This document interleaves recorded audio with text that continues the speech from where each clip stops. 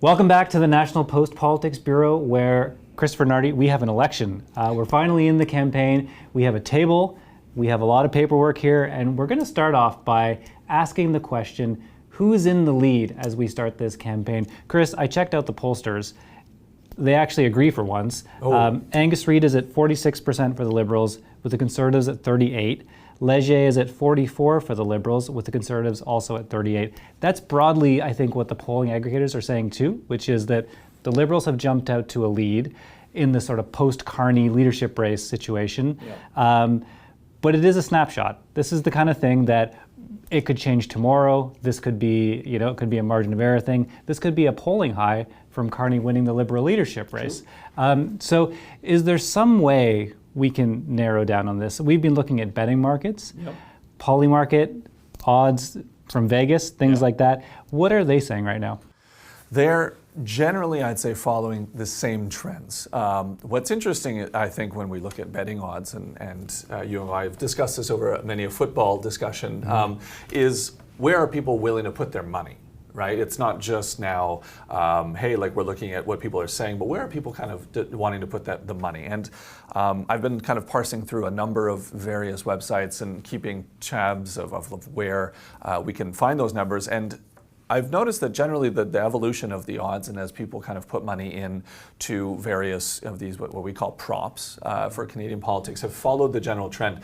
But sometimes a little bit slower, I find, than the polls have caught on.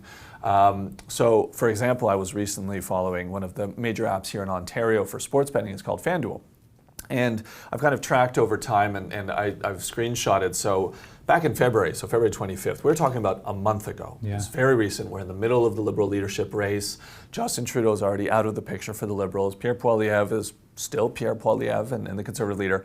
And at that exact moment, we had the Conservatives in still a relatively comfortable lead in the betting odds that FanDuel was offering. So to give those who may be a little bit less familiar with how these odds work, the Conservatives are what we call 1.25, whereas the Liberals were at 3.5. So to give you an example, 1.25 would mean that for every dollar you put in, you'd get 25 cents back in profit. Yeah. So a dollar pays $1.25. Yeah. So they're heavy favorites, so you don't make a lot of money betting exactly. on them. It feels like a safe bet. You throw $100 there, you're getting 25 back. The Liberals at 3.5, it reads a little bit differently, but it basically means that for every dollar you put in, you get $2.50 back as profit. And so it's still a sizable odd. If we were talking about football and we said Josh Allen is 1.25 and whoever we hate at quarterback is at 3.5, we'd be like, oh, good, Josh Allen is heavily favored, right? And just to be clear, you and I don't bet on this stuff. No. Just so the viewers know. That's true. I do kind of wish I'd bet on the Liberals back then in February, because now the odds have tightened. You would probably make money if you could even sell off your bet, right? In fact, going back, I remember the first time I noticed these props was back in January, December. The Liberals were at 18 to win. So again, to give you an idea, that means if you put in $1, you get $17 back. And if one ascribed to the convention that is that you never can quite discount the Liberal campaigning machine to lose, someone who was willing to bet on federal politics, which we're obviously not, but also had a little bit of money to spare and said, let's put in, let's say even $10 would pay 180 or 170, they could do it. Because today, fast forward last week, or today, for example, complete reversal. It's a mild win, but now the Liberals are 1.78, whereas the Conservatives are 1.88. Yeah. We're not talking about the other parties, quite frankly, nor is Vegas for all intents and purposes. Yeah. They have any other party to win elections at 76. So that would be $1 pays 75, crazy long odds. Yeah. But what we've seen is that even when you estimate that they're putting them, these lines are influenced by both what Vegas thinks, the bookies as we call them, thinks, but also influenced by where the money's going, and will change those odds.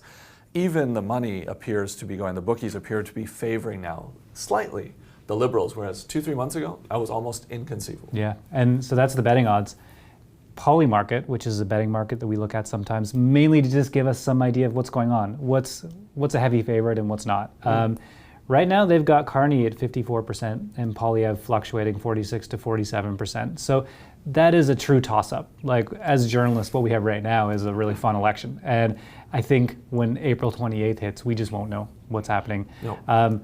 I will say, the one thing that we do know that's happening, Jagmeet Singh, less than 1% chance of winning the election. And if you want context for that at home, on Polymarket, you can bet on whether Jesus Christ returns in 2025. Right now, it's at a 3% chance. So Jagmeet Singh's odds are longer than the second coming at this point. So more people are putting money into Jesus coming back than Jagmeet Singh winning this election. That's correct, yeah. So I think that's as good a spot as any to leave it. I think this is something we'll be doing throughout the campaign. We'll just be keeping tabs on this. So thank you, Chris. Thank you so much for watching. I hope to see you next time.